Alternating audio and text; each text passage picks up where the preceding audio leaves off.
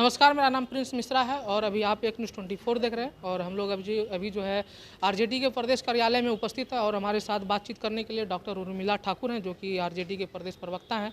मैं उनसे जानूंगा कि जिस तरीके से आज जीतन राम मांझी कह रहे थे कि जिन शिक्षक अभ्यर्थियों ने पैसा बिहार सरकार को दिया है उनका ही सिलेक्शन हुआ है और जो नहीं दिए हैं उनका सिलेक्शन नहीं हुआ, तो इस पर आप क्या कहेंगे मैम?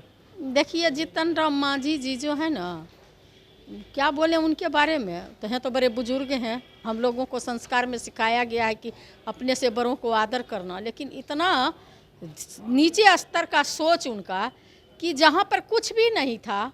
आदरणीय नीतीश कुमार जी जो बिहार के माननीय मुख्यमंत्री जी हैं और आदरणीय हमारे नेता तेजस्वी यादव जी जो बिहार के उप मुख्यमंत्री हैं, उन्होंने हमारे आदरणीय नेता ने जब कहे थे कि हम बेरोजगारी, देखे होंगे बेरोजगार यात्रा जब लेके निकले थे तो ही बीजेपी वाले लोग सब रोक लगाए थे। तो हमेशा जो है जन सरोकार के सवाल पर हमारे नेता जो वादा करते हैं निश्चित रूप से पूरा करते हैं। उन्होंने कहे थे कि हम जब सत्ता में आएंगे तो निश्चित रूप से जो है बेरोजगारी दूर करने का प्रयास करेंगे और उसी के तहत उन्होंने कहे थे कि 10 लाख हम जो है युवाओं को नौकरी देने का काम करेंगे और लाखों लाख 1,70,000 आपने देखे होंगे वैकेंसी थी, जिसमें 1,27,22,23 हज़ार का जो है अभी सिलेक्शन हुआ है, कुछ का छट भी गया है जो नहीं है बोलते।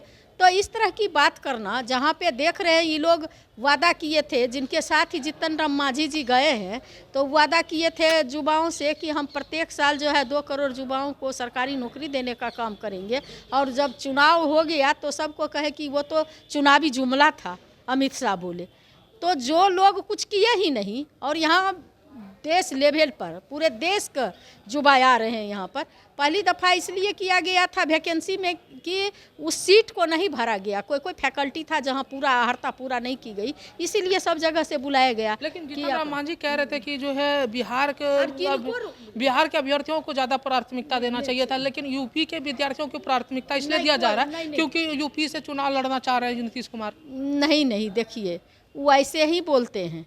पूरे देश में हमारे आदरणीय नेता राष्ट्रीय अध्यक्ष लालू प्रसाद जी हमेशा पूरे देश की बात किए हैं कि पूरे देश में अमन चैन और शांति हो, और ये लोग कहते हैं कि नहीं, पूरे देश में अंधेरा कायम रहे ताकि हम लोग जो इसी तरह से जुमलेबाजी करके सत्ता में आते रहेंगे, मलाई काटते रहेंगे।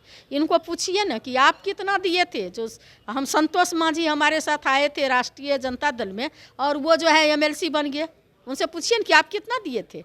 जैसा मन, जैसा अगर आपके मन में खोट है तो वही खोट निकलेगा। ये लोग चूँकि रुपया पर देखते हैं, 200 जो है MLA को खरीदने का काम किए। आपको देखे होंगे केजरीवाल साहब के 20-20 करोड़ एक MLA को देने का बात किए थे।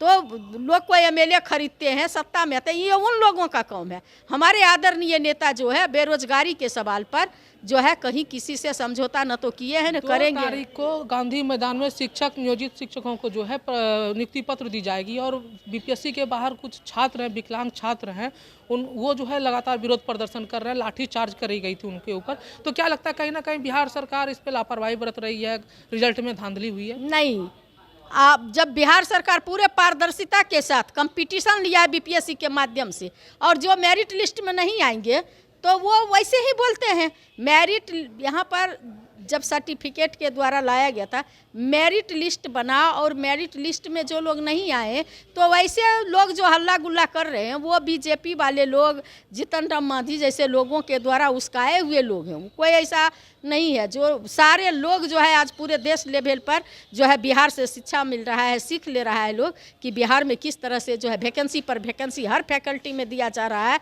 व्यापक में। और आदरणीय नीतीश कुमार जी और तेजस्वी जी के गठबंधन में जिसको नौकरी नहीं मिलेगा, मेरिट अपना नहीं आजमाएंगे, वो कभी नहीं नौकरी पाएंगे। तो क्या लगता है कि 2024 का जो लोकसभा चुनाव होगा इसमें इसका कुछ प्रभाव पड़ेगा? देखिए, इसका हमारे आदरणीय नेता कभी भी प्रभाव को लेकर के कभी कोई काम नहीं किए हैं कि किसका क्या प्रभाव पड़ेगा। वो जन सरोकार के सवाल पर बिहार का कैसे विकास हो, बढ़ता हुआ विकास, युवा विकास माने बिहार कैसे हो, और ये बिहार जो है देश के विकसित राज्यों में इसकी गिनती कैसे हो, 1 to 10 में बिहार का स्थान कैसे आवे, उस दिशा में प्रयास कर रहे हैं। और चुनाव तो आते जाते रहता है। हमारे नेता अगर चुनाव और कुर्सी से समझौता कभी नहीं किया, अगर कुर्सी से समझौता करते तो हमारे नेता को बार बार जेल थोड़े भेजा जाता। तो उन्होंने कभी समझौता नहीं किए हैं, न करेंगे। हम आखिरी सवाल लेंगे मैम। जिस तरीके से कहा जा रहा था जीतन राम मांझी और एक गया के सूरज मांझी है, जो कि उनका कटअप था 41 नंबर, और SC ST के जो कटअप था उनका भी 41, उनका सिलेक्शन नहीं हुआ। उनको लेकर के भी जीतन राम मांझी कह रहे थे कि उनमें भी धांधली हुआ है। सूरज मांझी पैसा नहीं दिए, फिर उनका सिलेक्शन नहीं हुआ। आप एक चीज़ और देखे होंगे, इन लोग के पास कोई काम तो बचा नहीं है। आप देखे होंगे जातिगत जनगणना हुआ तो कहे कि जो है बढ़ा चढ़ा के लिख दिया है। तो जब जब हम लोग अच्छे काम, हमारे आदरणीय नेता, आदरणीय बिहार के मुख्यमंत्री नीतीश कुमार जी और आदरणीय हमारे नेता उप मुख्यमंत्री तेजस्वी जी अच्छा काम करते हैं, तो इन लोग को ऐसे ही पेट में दर्द होता है और अनाप शनाप बोलते हैं।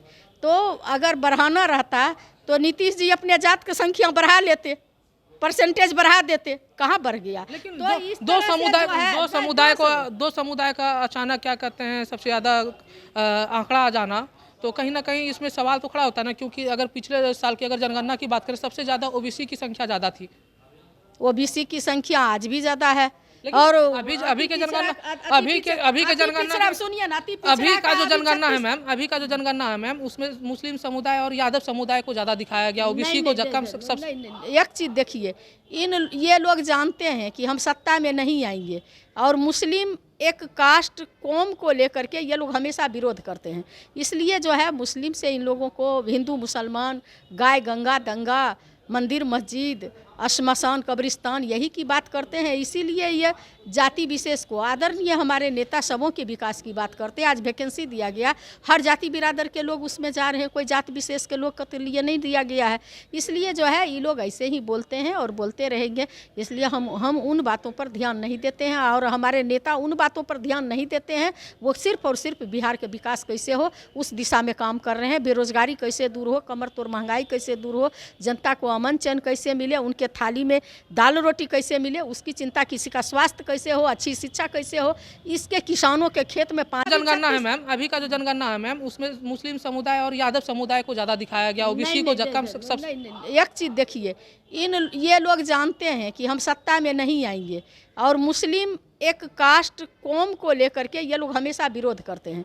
इसलिए जो है मुस्लिम से इन लोगों को हिंदू मुसलमान, गाय गंगा दंगा, मंदिर मस्जिद, श्मशान कब्रिस्तान, यही की बात करते हैं। इसीलिए ये जाति विशेष को, आदरणीय हमारे नेता सबों के विकास की बात करते हैं। आज वैकेंसी दिया गया, हर जाति बिरादर के लोग उसमें जा रहे हैं, कोई जाति विशेष के लोग के लिए नहीं दिया गया है। इसलिए जो है ये लोग ऐसे ही बोलते हैं और बोलते रहेंगे। इसलिए हम उन बातों पर ध्यान नहीं देते हैं, और हमारे नेता उन बातों पर ध्यान नहीं देते हैं। वो सिर्फ और सिर्फ बिहार के विकास कैसे हो उस दिशा में काम कर रहे हैं। बेरोजगारी कैसे दूर हो, कमर तोड़ महंगाई कैसे दूर हो, जनता को अमन चैन कैसे मिले, उनके थाली में दाल रोटी कैसे मिले उसकी चिंता, किसी का स्वास्थ्य कैसे हो, अच्छी शिक्षा कैसे हो, इसके किसानों के खेत में पानी पड़े, खाद हो, स्टूडेंट को पढ़ाई में कोई डिस्टर्बेंस नहीं हो, उसको कैसे स्टूडेंट क्रेडिट कार्ड के माध्यम से हायर एजुकेशन और टेक्निकल एजुकेशन में। आपने स्टूडेंट क्रेडिट कार्ड की बात करी, वहाँ पे डाटा ऑपरेटर भी बैठे हुए हैं कि जो है उनका मानदेय नहीं बढ़ रहा है, डाटा उनका कलेक्शन भी रिकवरी करके दे रहे हैं, फिर भी जो है हर चिकित्सा की बात करें, डॉक्टर भी सड़कों पे हैं। तो क्या लग रहा है कि नर्स भी क्या कहते हैं सड़कों पे थी, तो क्या लग रहा है आपको? कौन सड़कों पर है? कोई सड़कों पे नहीं है। सबको रोजगार, सबको नौकरी नहीं मिल रहा था। आज देखिए, चाहे आशा बहू हो, सबके मानदेय बढ़ाने की बात हो गई है और मानदेय बढ़ भी रहा है, और सब लोगों को नौकरी दिया जा रहा है। जो त्राहिमाम में थे कि पढ़ लिख के बेरोजगार हैं, उनके अंदर एक आशा जगी है। ये तो हमारे विरोधी बात करते हैं और करते रहेंगे। ये थे हमारे साथ डॉक्टर उर्मिला ठाकुर, जिनको आप सुन रहे थे, RJD के प्रदेश प्रवक्ता थी। और ऐसे ही तमाम खबरों के लिए